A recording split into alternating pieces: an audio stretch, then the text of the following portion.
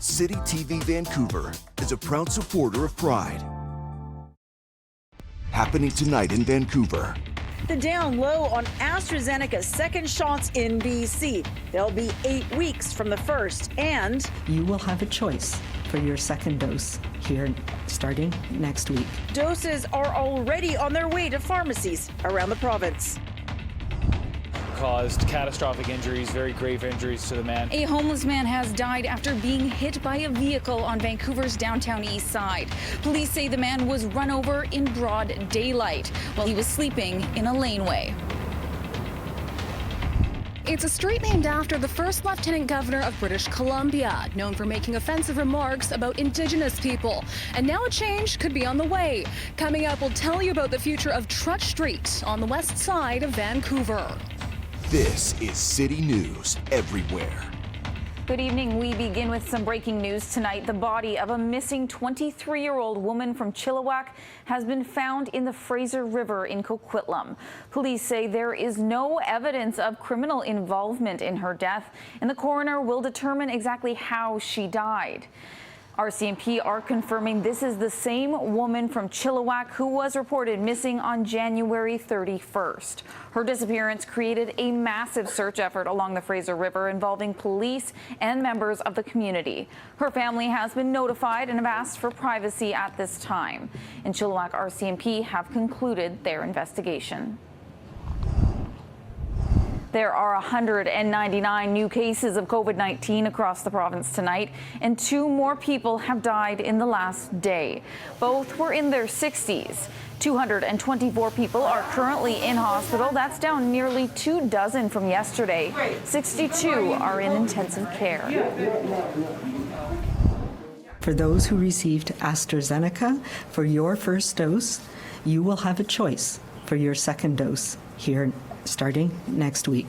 It's the news 280,000 in BC have been waiting for, what their second shot will be.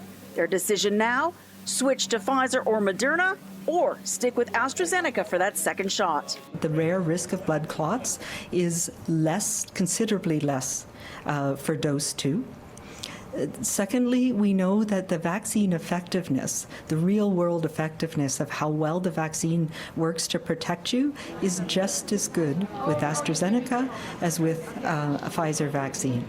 So there's no there's nothing there that would say you should have one or the other. She says the preference is that both shots are the same if possible, but are safe and effective if mixed. Metro Vancouver Dr. Barinder Narang has been advocating for people to get vaccinated, and he's prepared for many conversations. I think that it's from an individual perspective, patients, community need to weigh it at their own risk. What is my risk in my house right now? Like Dr. Henry, he says for most people, the first shot they can get is the best one they can get. We know that we have trust that public health has been guiding us right. And so we need to take that trust, apply it to the second dose strategy and say, okay, I trust what they're doing, but I just want to make sure I understand it and I'm able to educate my patients on it. As it is for Pfizer and Moderna, AstraZeneca second shots will be at 8 weeks. Calls to book those second doses starting next week from pharmacies and public health. They'll be in the same order first doses were given, where they were given. BC's already surpassed the target to remove many restrictions come July 1st. That's to have at least 70% of people 18 plus in BC with at least a dose. We already have nearly 72%.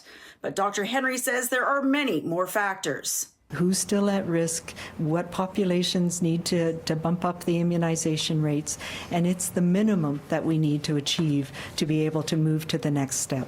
Well, there are still transmissions occurring. She says the province is definitely on the right track to get back to some kind of normal over the next few months, at least until cold and flu season comes again in the fall. We will have enough vaccine for everybody to receive their first and their second dose by the end of summer, and very likely much before that. So we all need to be patient. For City News in Victoria, I'm News 1130's Lisa Yuzda.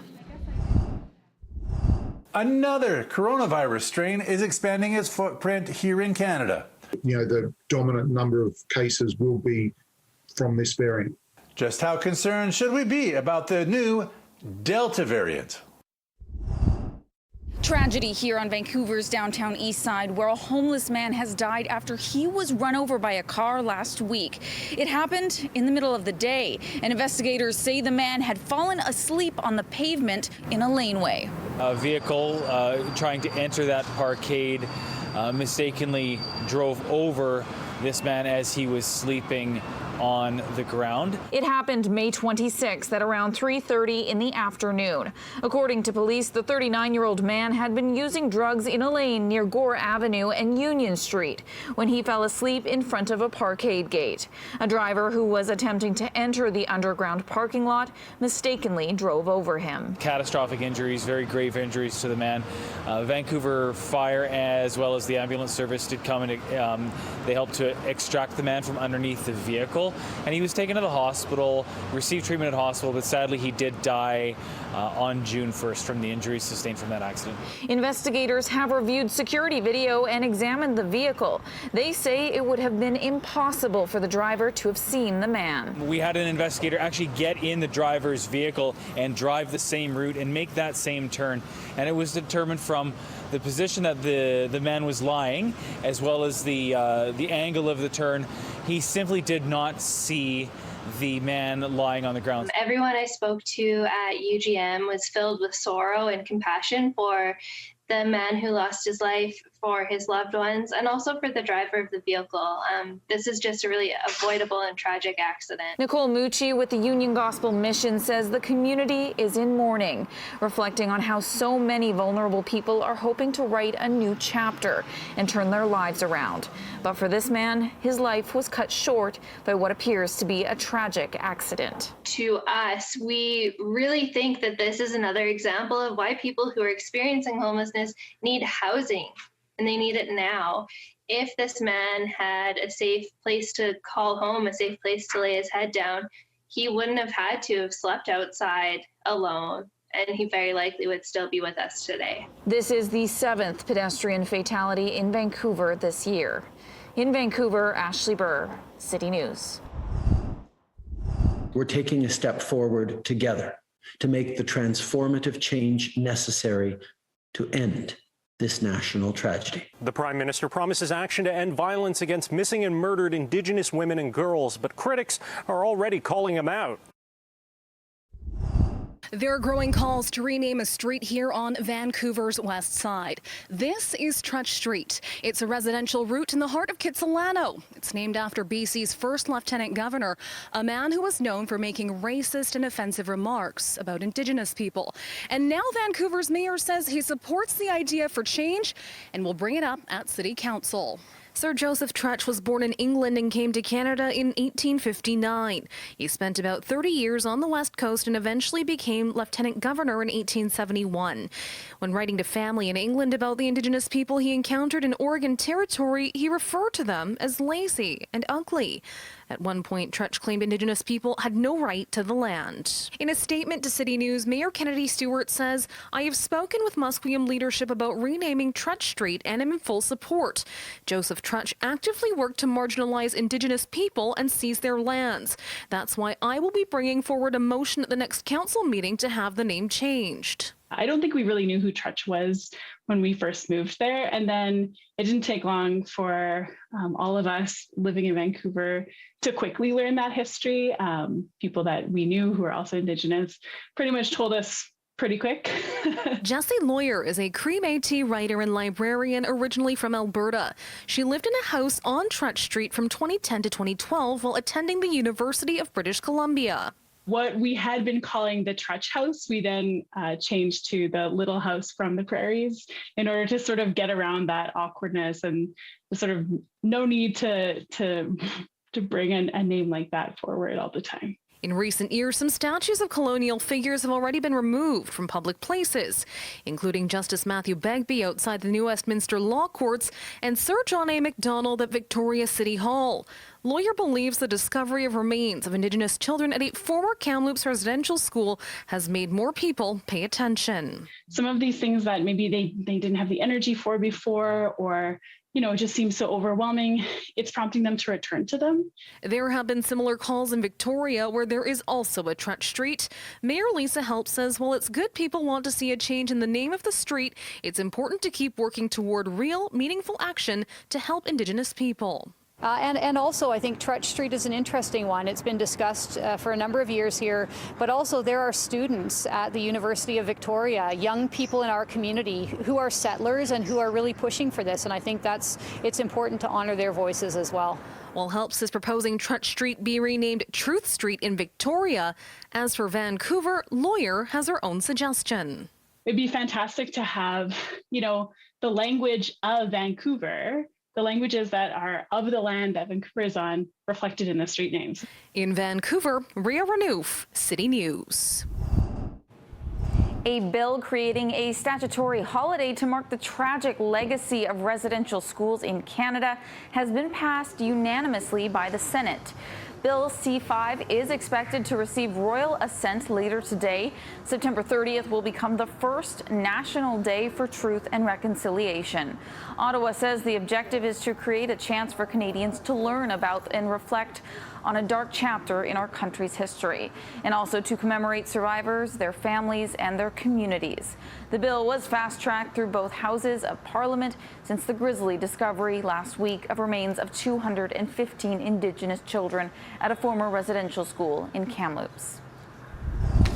We've been encouraged to wear orange this week in honor of the Indigenous children found at the former Kamloops residential school. But a First Nations woman says when she did at work, I got told to take it off. Her union says it never should have happened.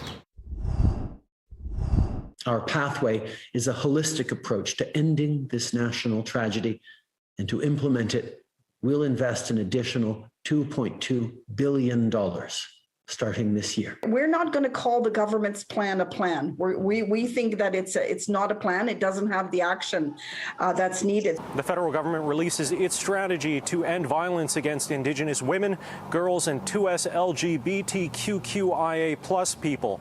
But two of Canada's most prominent Indigenous women's groups aren't involved. I think they have to go back to the drawing board and really go back and make a real action plan. The Native Women's Association of Canada says the federal government hasn't attached costs or deadlines to any of what it's proposing, something the MMIWG inquiry included in its very first call to action. It said that the initiatives need to be costed out. There need to be clear timelines for them and measurable goals. We don't see that in the government's pathways document. The NWAC isn't alone. The Ontario Native Women's Association also had problems with the government's approach, specifically how some Indigenous women weren't included. Huge portions of Indigenous women and the families at the grassroots level don't have a forum for their voices to be heard. And the greatest tragedy is it's precisely these women at the grassroots level that were doing the work on the front lines. Onwa says the federal government included many national Indigenous organizations,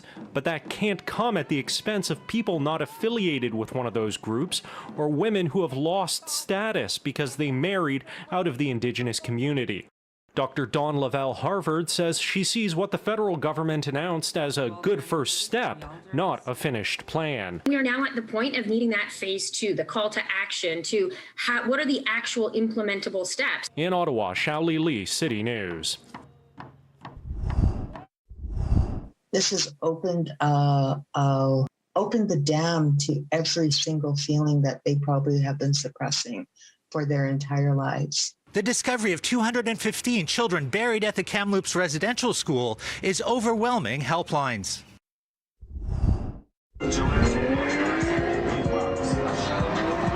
Vancouver police have made some progress in identifying the two drivers involved in a case of street racing that was posted to social media. But they're appealing for any witnesses to come forward. The video appears to show the driver of a Tesla pushing his vehicle to 172 kilometers an hour in less than 15 seconds, playing cat and mouse with the driver of another vehicle, weaving through traffic and passing people on sidewalks. It's not clear when this happened, but it's believed this was on Fraser Street near East 49th Avenue at dusk. Obviously, it gained a significant amount of attention when this video hit social media. Extremely reckless and dangerous behavior. These drivers going extremely fast down city streets is just unacceptable. Call police if you have any more information. You may be one of thousands of people in the province still waiting for your ICBC refund that was sent out in April. ICBC tells News 1130 14,000 people are still waiting. Their checks have been stopped, reprocessed, and resent out, meaning money that was supposed to arrive earlier in the spring may not show up until this month, next month, or even later. And that's if you've already called the Crown Corporation. It says customers dealing with the delay don't have an updated address on file. And for those in more rural areas, it's because their P.O. box is missing altogether. This comes as ICBC's other rebate is being put in the mail right now. Airbnb is extending its party ban through the end of the summer at the earliest. It took effect last August to prevent people from gathering in large groups during the pandemic. At that time, vaccines hadn't yet been approved and COVID cases were spiking. While things have improved a lot since then, the company says there are other factors impacting this decision, like neighborhood disruption. Airbnb will give an update at the end of the summer on whether the ban will stay in place post-pandemic. Wearing my orange shirt today, and I got told to take it off. A First Nations woman who works at Surrey Memorial Hospital says she left work on Monday after being told to take her orange T-shirt off. The incident has her employer looking at its uniform policy and her union calling for cultural safety training. I said, no, it stays on. I can't wear it. I'm going home. So I left work. People across the country have been wearing orange this week to honor the 215 Indigenous children recently found buried at the site of a former residential school in Kamloops, which has sent a wave of grief and sadness across the country. This is a super regrettable incident. It never should have happened to this worker, and our healthcare system should do much better. Mike Gold is with the Hospital Employees Union, which represents the woman. He says they've asked the woman's employer to engage in cultural safety training for managers and supervisors. We became aware of this incident shortly after it happened, and we made sure that we provided our member with representation. We met with her and the employer, made sure that she received an apology for her treatment. The woman is employed by Airmark, which provides housekeeping services at some Fraser Health facilities. In a statement, the company says, quote, "Our intention was to stay true to our uniform policy and not intended to be disrespectful in any way. We understand and sympathize with the pain the community is experiencing and recognize this could have been handled in a more supportive way." The company adds it's now exploring its policy and planning to compensate the woman. But Old suggests this is part of a larger issue, pointing to an independent investigation into Indigenous-specific discrimination in BC's healthcare system. We know from Dr. Mary Ellen Trapelafon's report earlier this year that Indigenous healthcare workers in particular face a lot of discrimination and racism in the workplace. So we have to do much better in the healthcare system. In its own statement, Fraser Health calls the incident unfortunate. It says it has told Airmark that employees can wear orange shirts as long as all appropriate infection prevention and control measures are followed. The health authority is also renewing discussions with all of its work sites and contractors to emphasize the importance of practicing and understanding reconciliation. For CityNews in Vancouver, I'm News 1130's Monica Gould. This has opened the dam to every single feeling that they probably have been suppressing for their entire lives. The discovery of 215 dead children at the Kamloops residential school is reopening wounds across the country. The Indian Residential School Survivor Society Helpline has been overwhelmed with calls from survivors looking for help. We have since last Friday increased our interactions up to anywhere from 3,000 to 5,000 a day. The heart-wrenching discovery in Kamloops is sending emotional shockwaves throughout Indigenous communities. creating an overwhelming demand for help. But the BC-based Survivors Society is having trouble keeping up with calls. If we have one person on the phone in the evenings, sometimes it does go to voicemail, and that's heartbreaking. Many believe the discovery in Kamloops is just the tip of the iceberg. The former chair of the Truth and Reconciliation Commission believes there could be as many as 6,000 children in unmarked graves across the country. The Kamloops tragedy touching survivors regardless of where they live. Once the anger, subsides a little bit, it's really that hurt, the sorrow, the pain, the recollections, the connections to their lived experience. Any survivors needing help can reach the Survivors Helpline at 1-866-925-4419. In Ottawa, Nigel Newlove, City News. Some parts of the country, it's like at a quarter of the all new cases within 3 to 4 weeks. Another COVID-19 variant sinking its teeth into the Canadian landscape. First identified in India and now referred to as the Delta variant by the World Health Organization, the strain has led to a spike in cases in countries like the United Kingdom. Its footprint now accounts for 23% of all Ontario cases. Estimates are suggesting it can spread 50% better.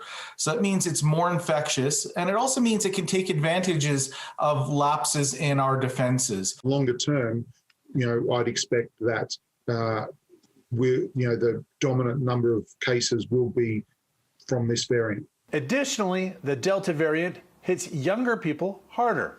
What we're seeing with this one is that it is having more adverse effects, and the effects are stronger. So this is what unfortunately is driving some of that hospitalization, some of that intensive care unit admission across the country in the third wave. Research suggests the spread is mostly among unvaccinated people or those with only a single dose.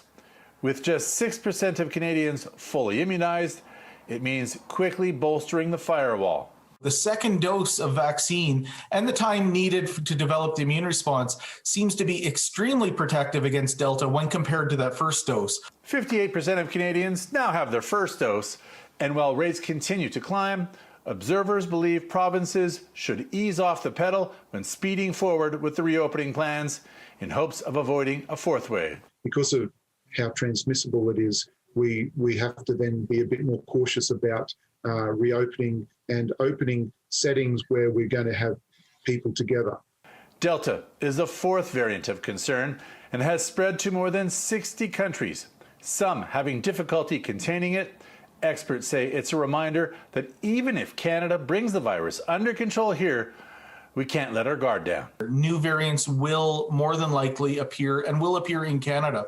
But I don't see this being, the feared variant that is resistant to vaccination. But it is something that we do have to be very respectful of because it spreads quickly. Scott Frolick, City News, Edmonton.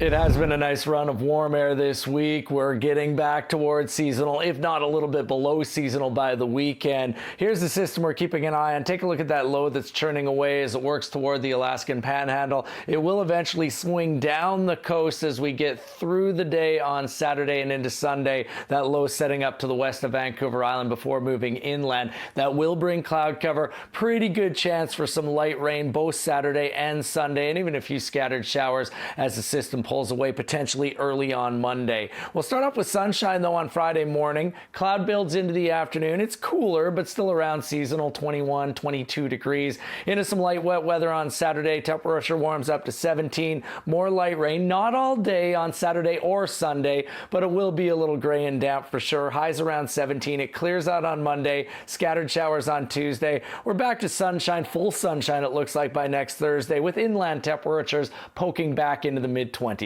That's a look at your weather. Even up to this day, there were times that she was telling us that she can't even sleep because she would have nightmares of her kid calling and looking for her back home. This is just one story featured in the award-winning Filipino-Canadian film Kalinga. And Kalinga is actually a Filipino word which means care.